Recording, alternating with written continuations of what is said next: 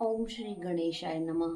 श्री आशुतोषाय नमः। श्री हरिवंश पुराण हरिवंश पर्व 8वां अध्याय। चारों युगों, मनवंतरों और ब्रह्मा जी के दिन एवं वर्ष का मान। जन्मेजय ने कहा, परम बुद्धिमान द्विजवर, आप मुझसे मनवंतरों के युगों की संख्या का वर्णन कीजिए तथा ब्रह्मा जी के दिन का प्रमाण भी बताइए। वैशंपायन जी बोले, शत्रुदमन, सूर्य मनुष्य के दिन और रात्रि का विभाग करते हैं।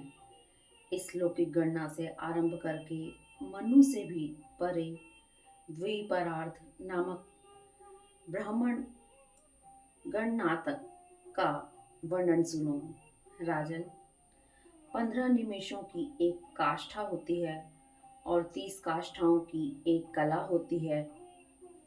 30 कलाओं का एक मुहूर्त होता है और बुद्धिमान पुरुष 30 मुहूर्तों को एक दिन रात कहते हैं, जिसका निर्माण चंद्रमा तथा सूर्य की गति द्वारा होता है। 15 अहोरात्र अर्थात दिन रात का नाम पक्ष है और 2 पखवाड़ों का एक महीना माना जाता है।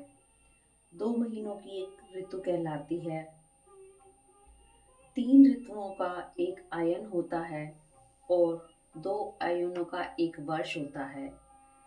संख्या के तत्व को जानने में चतुर पुरुषों ने उन दोनों अयनों का नाम दक्षिणायन और उत्तरायण बताया है। इस मान से 2 पक्षों का एक मास होता है। उसे समय को जानने वाले चतुर पुरुष पितरों का एक दिन रात कहते हैं। कृष्ण पक्ष उन पितरों का दिन होता है और शुक्ल पक्ष उनकी रात्रि होती है। इसलिए राजन, कृष्ण पक्ष रूप दिन में पितरों का श्राद्ध होता है।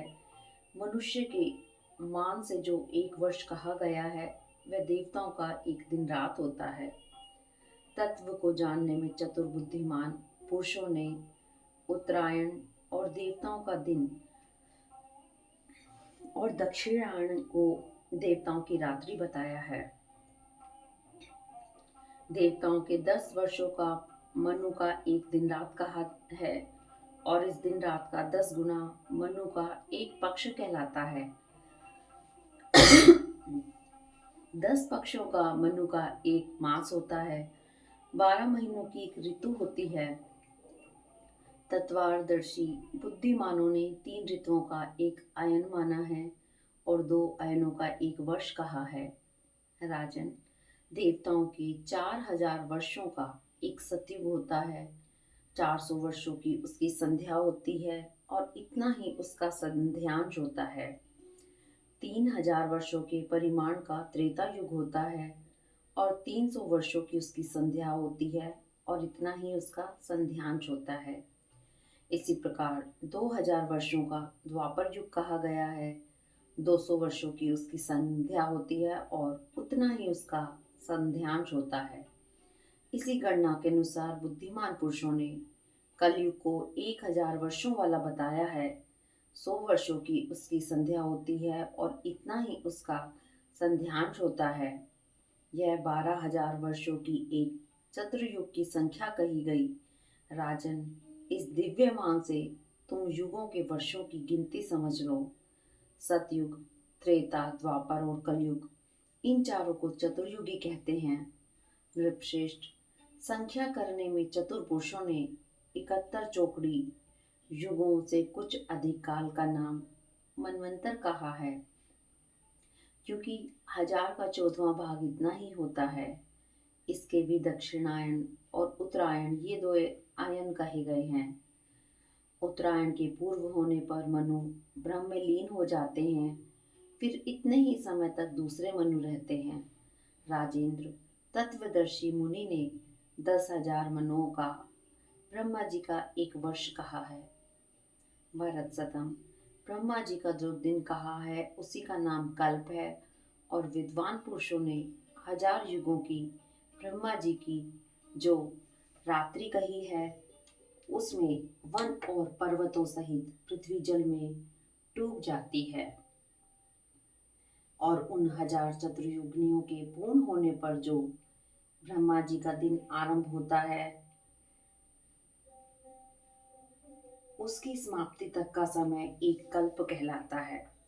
राजन, सतयुग, त्रेता युग आदि सहित 71 चतुर्युगी से कुछ अधिक काल का एक मनवंतर कहलाता है। यह कीर्ति बढ़ाने वाले 14 मनुओं का वर्णन कर दिया। सभी पुराणों और वेदों में इन प्रभावशाली प्रजापति मनुओं का वर्णन आता है। राजन, इनका कीर्तन करने से धन की प्राप्ति होती है। मनवंतरों में कितने ही संहार होते हैं और संहार के बाद कितनी ही सृष्टियां होती हैं, इनके अंतर को सैकड़ों वर्षों में भी नहीं बताया जा सकता। भारत प्राय सभी मनवंतरों में यदा कदा प्रजा की सृष्टि और संहार की परंपरा का उपसंहार हो जाता है, यह बात सुनने में आती है।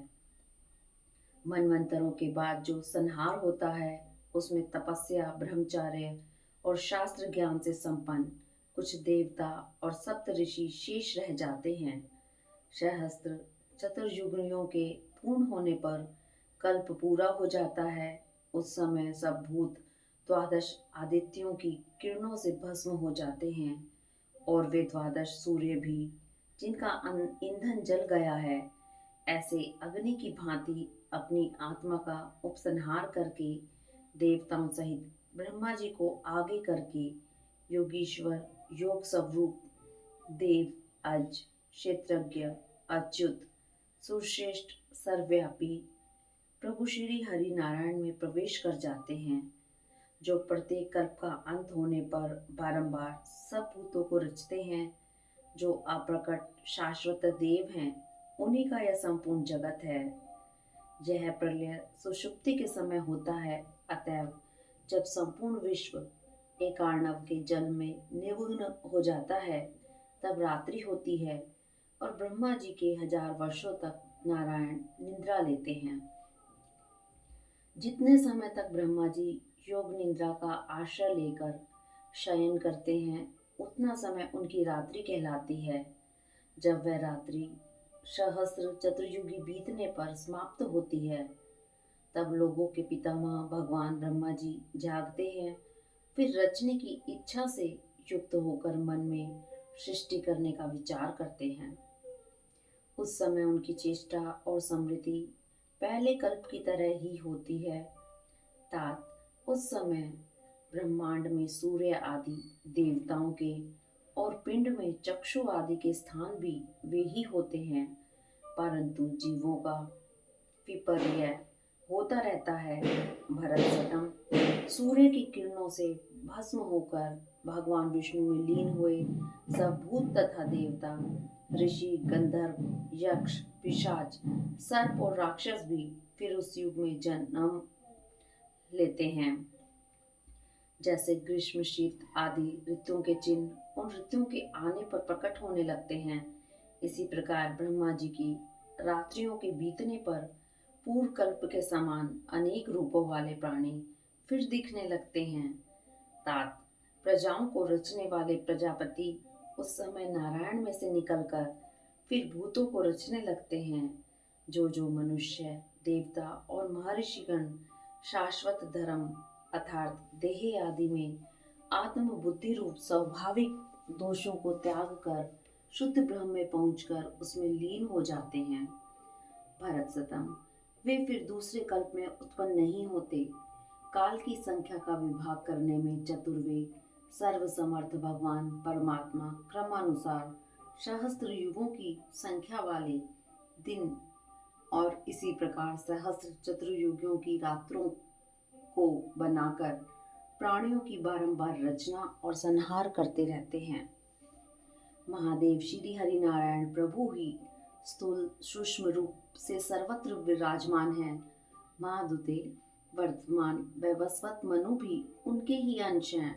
वृष्णि वंश के प्रसंग से मैं उनकी पुरातन सृष्टि का वर्णन करूंगा। भरत श्रेष्ठ, वे परमात्मा और प्रभु श्री हरि सारे असुरों का विनाश तथा संपूर्ण लोगों का कल्याण करने के लिए इसी वृष्णि वंश में उत्पन्न हुए थे। इस प्रकार श्री महाभारत खिलभाग हरिवंश के अंतर्गत हरिवंश पर्व में मनवंतर गणना विषयक 8वां अध्याय पूरा हुआ। हरिओम तत्सत।